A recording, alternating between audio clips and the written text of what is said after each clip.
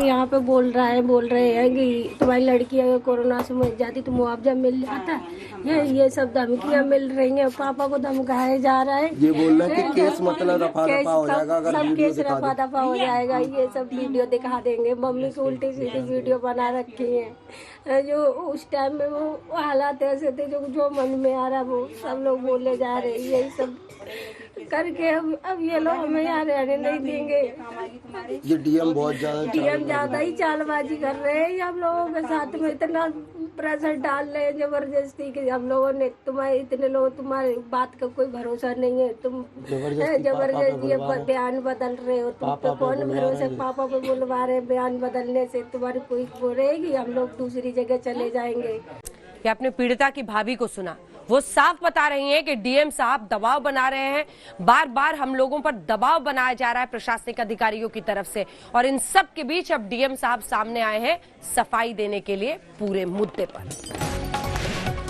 तो बड़ी जानकारी आपको बता दें, डीएम हाथरस अपने वीडियो वायरल होने के बाद कह रहे हैं पीड़ित परिवार का दुख जानने के लिए गया था,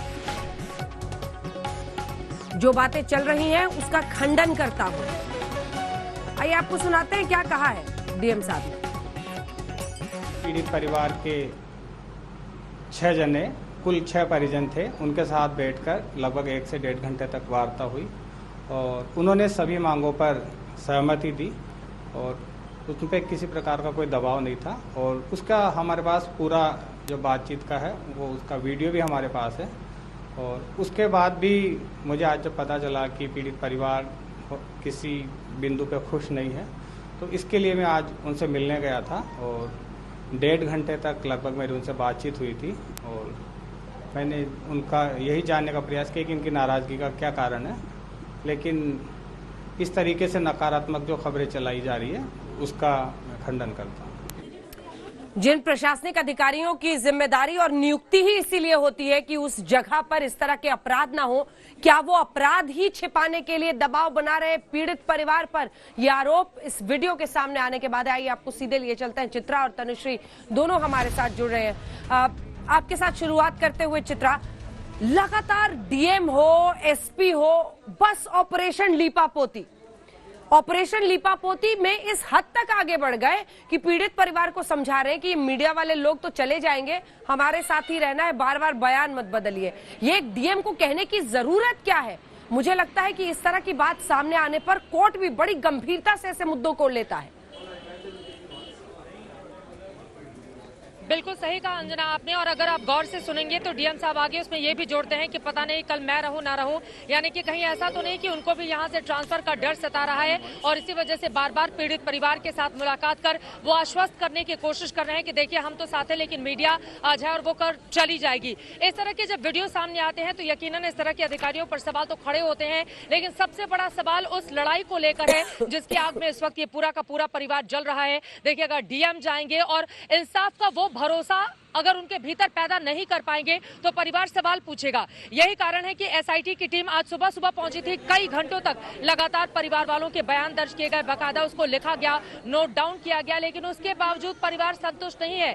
परिवार का कहना है कि मीडिया को आपने गेट पर रोक दिया, अंदर सबकी एंट्री बैन कर दी है, आप अकेले में हमसे क्या पूछना चाहते हैं? और दूसरा महत्वपूर्ण सवाल ये भी कि देखिए अब परिवार ये कह रहा है कि दरअसल हमको यहाँ के पुलिस प्रशासन पर भरोसा ही नहीं है, पूरे मामले की सीबीआई से जांच करवाई जाए। तो ये इस वक्त की बड़ी खबर भी है और कुल मिलाकर स्थिति जिस तरह की दिख रही है अंजना, वो अपने आप में यकीनन हाथरस से बहुत सारे सवाल खड़े करती है।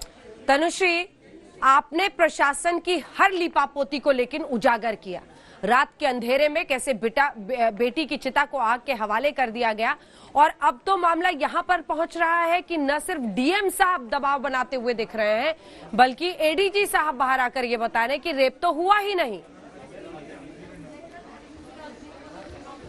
बिल्कुल बिल्कुल बिल्कुल। और अंजना, पहले दिन से हम देख रहे हैं, सिर्फ आज तक का कैमरा वहां मौजूद था जब बिना फैमिली के परमिशन के बॉडी को, एक रेप विक्टिम के बॉडी को ले जाया गया। फैमिली का कोई वहां मौजूद नहीं था सदस्य, और पुलिस ने खुद से ही उसको आग के हवाले कर दिया। तो ये होने के बाद आज एफएसएल की रिपोर्ट आई है और एडीजी लॉ एंड ऑर्डर, एक लड़की जो अपने डेथ बेड पे ये बयान दे के गई है, जो बयान कोर्ट में भी एडमिसिबल है कि मेरे साथ गैंग रेप हुआ है। ADG UP law and order आज रिकॉर्ड पे आके कहते हैं कि रेप का तो कोई प्रूफ ही नहीं मिला है। तो मेरे ख्याल से एफएसएल की रिपोर्ट भी मायने रखती है, पोस्टमार्टम रिपोर्ट भी मायने रखती है, पर कहीं ना कहीं एडीजी लॉ एंड ऑर्डर को इस केस की सेंसिटिविटी भी समझनी चाहिए थी। वो लड़की जो अब नहीं रही, उसने अपनी आखिरी सांस ली है और आखिरी सांस लेने से पहले उसने पूरी ये बात बताई है कि मेरे साथ गैंग रेप हुआ है। तो क्यों इस तरीके से एडीजी लॉ एंड ऑर्डर उस बात को, उस लड़की की बात जो अब मर चुकी है, उसको झुठलाने में लगे हैं? इस तरीके की लीपापोती पूरे केस में चल रही है अंजना। ये समझना बहुत मुश्किल है कि यूपी पुलिस ऐसा आखिर क्यों कर रही है और आखिर ऐसा कैसे वो कर सकती है। ये इंसानियत के खिलाफ है अंजना।